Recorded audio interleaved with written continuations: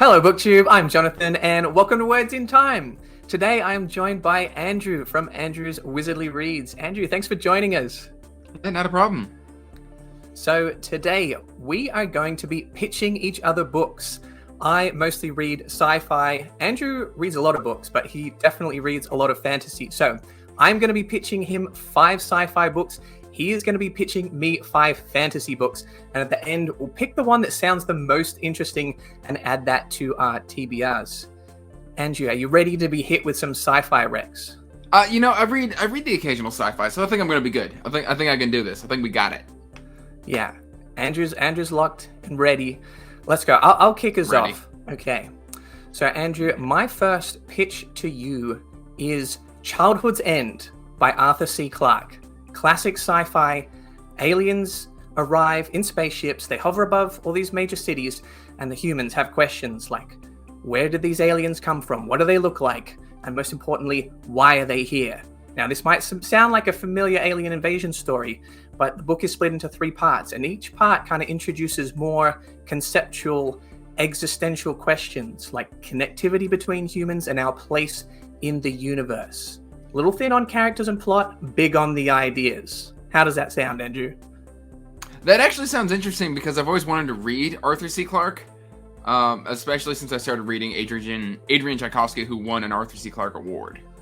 Yes. Yeah, I'm a big fan of Tchaikovsky and Children of Time, and he does sci-fi and fantasy. That's probably a good writer for us to get into. Okay. Well, that sounds interesting. But Jonathan, my first pick, oddly enough, is written by Adrian Tchaikovsky. Oh, nice. So this is Guns of the Dawn. And this book appeals to a lot of people because it's very light on the fantasy elements. It's got some wizards, it's got some mages, but what it really does is it's got a nice Regency feel and a strong female protagonist. And what happens when 2 countries go to war through a little bit of misinformation and some political bias.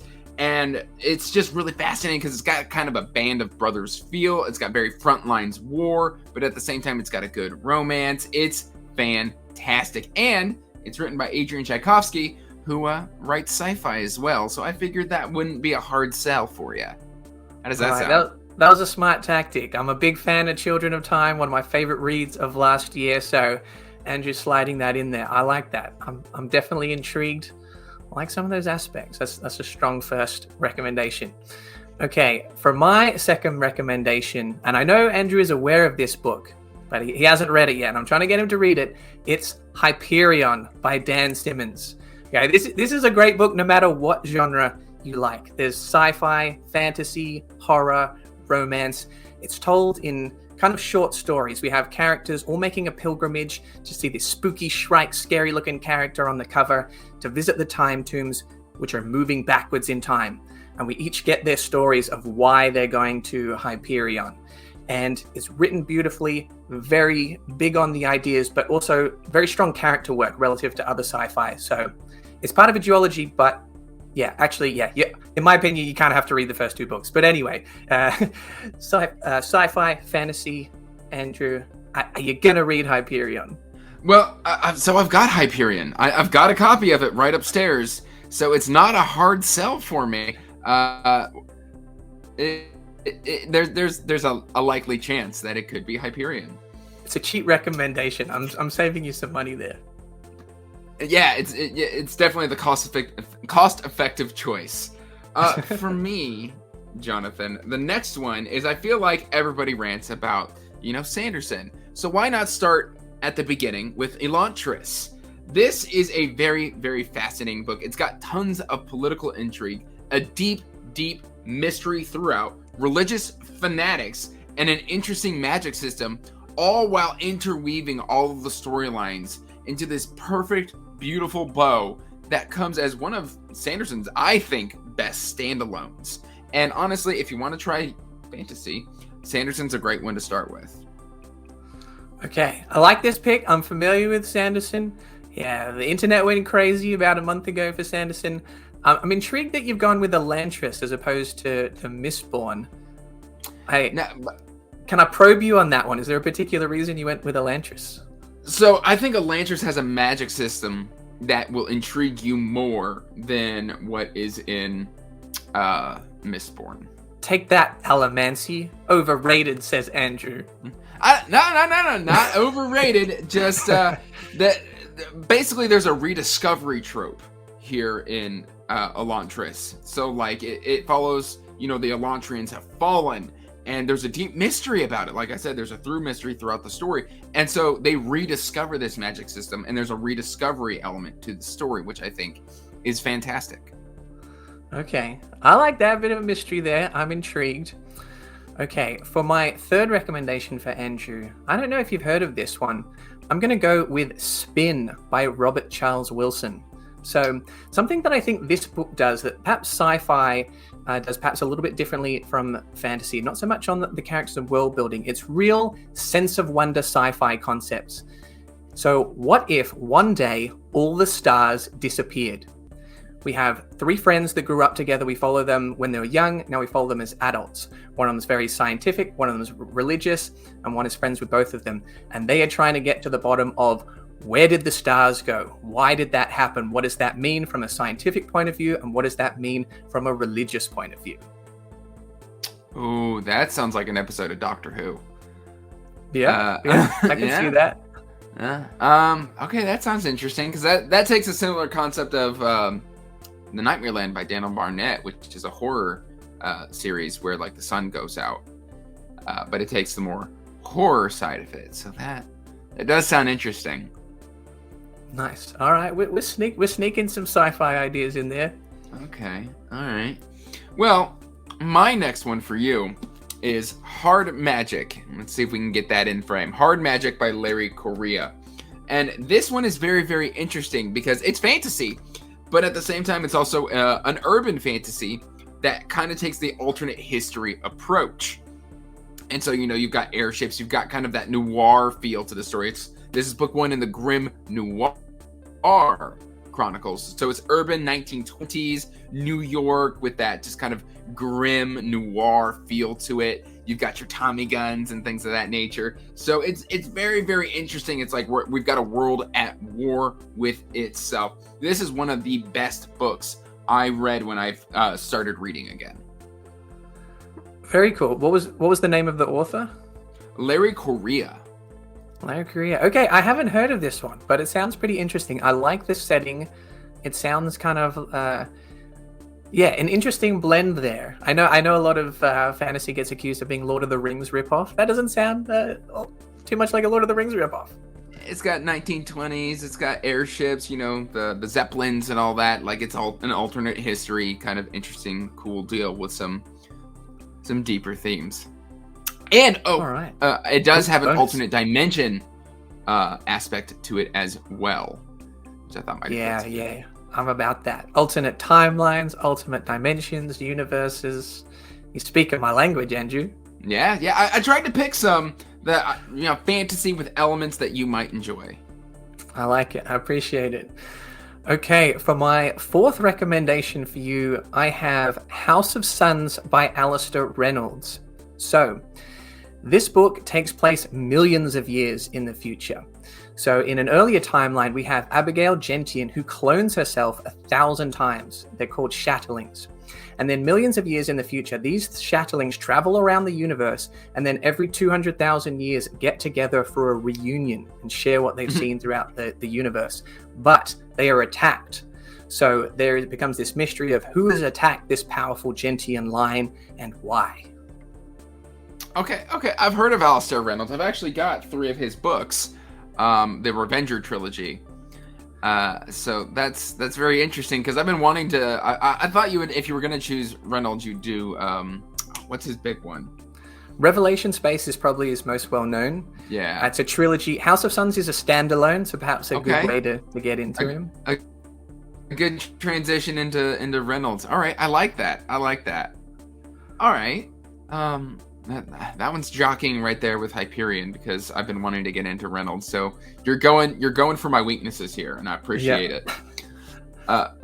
Next one that I'm going to go with is The Towers of Babel by Josiah Bancroft. This one's very, very interesting. It's got a very poetical style of prose. Also, if you take a look, it's got a little bit of a steampunk sci-fi element to it as well. I like it. So there's not a lot of spell throwings or magical creatures in this one, but it still falls within the fantasy category. Basically, Senlin is just the everyman who has heard about this mythical tower that exists within his world where people make pilgrimages to. But everything is not as it seems, and very early on in his adventure, Senlin gets separated from his wife and must go on a quest to reconnect.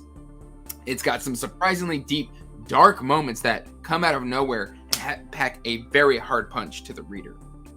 I think that this is something you might enjoy. I like the setting. This is one that I have heard of. I've heard good things. It's a series. How many books are in the series? 4.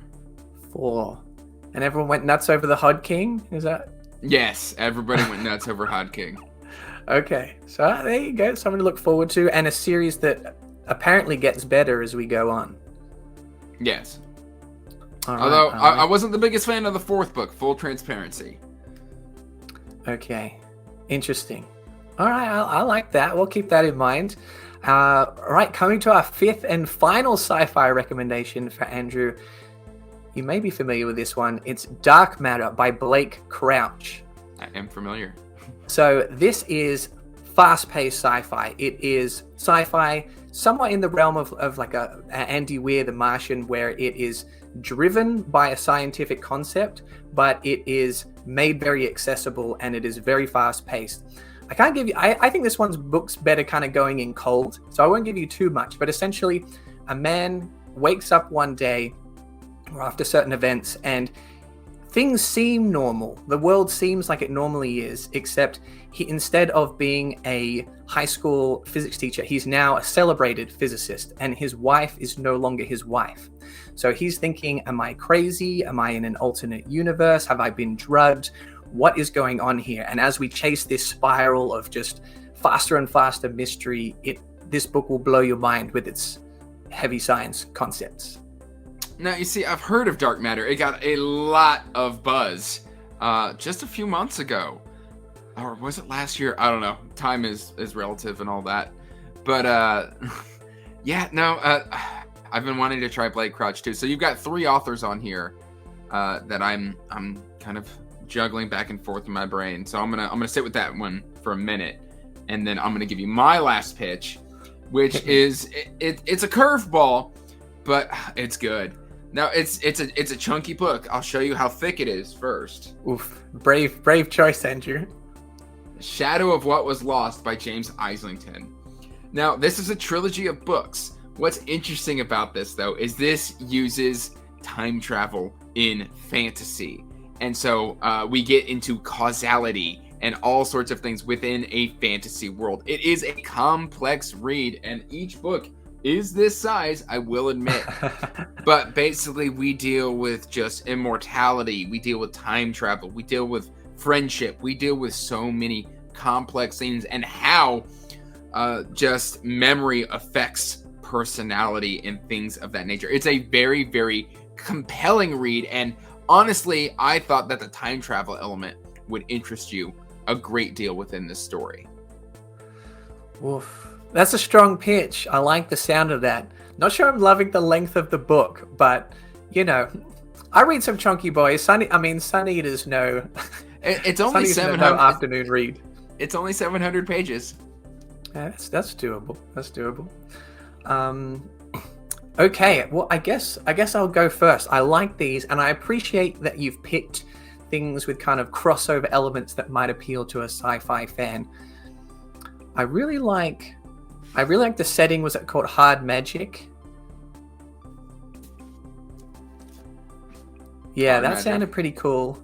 And I also know people are pretty big fans of Senlin Ascends, but I don't need to go based on what other people think. And then The Shadow of What Was Lost.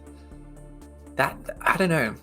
I'm not going to let the length put me off. I'm no wimp. I'll knock that out in a weekend, Andrew. I don't know. That sounded pretty cool. I think in terms of the concepts, that was the one that appealed to me the most. So this one? I'm going to pick The Shadow of What Was Lost. Yes! Good choice. Oh, you liked it? All It would have been funny if I All picked right. something and you were like, So- bad choice, Jonathan. I'm like, well, you bad recommended choice. it. I stand by all Alright, these then. recommendations. What are you Alright, What are you leaning guess- towards? I guess it's my turn.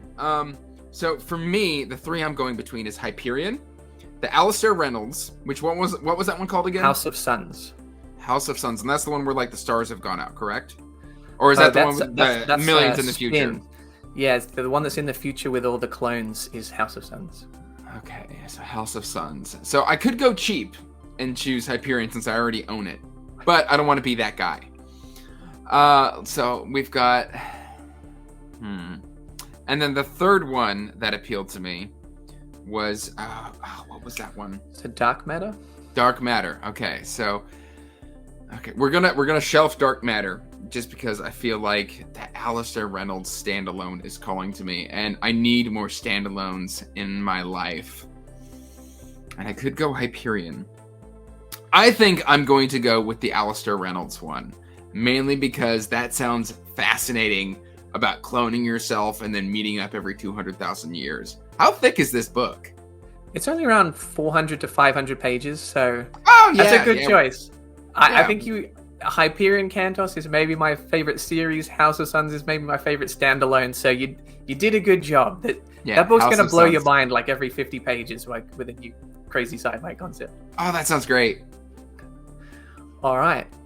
Well, that was fun. I think we did a good job. Those are some good recommendations, which maybe you guys watching sounded interesting. So you can pick those up if you're a sci-fi or fantasy fan. I know I'm adding The Shadow of What Was Lost to my TBR. Andrew will read House of Suns at some House of point. Suns. Andrew, thanks so much for coming on the video. Yeah, not a problem. Not a problem. All right. Well, everyone, go subscribe to Andrew's Wizardly Reads, and hope you enjoyed the video. If you did, make sure to like and subscribe, and you can find more sci-fi content over here.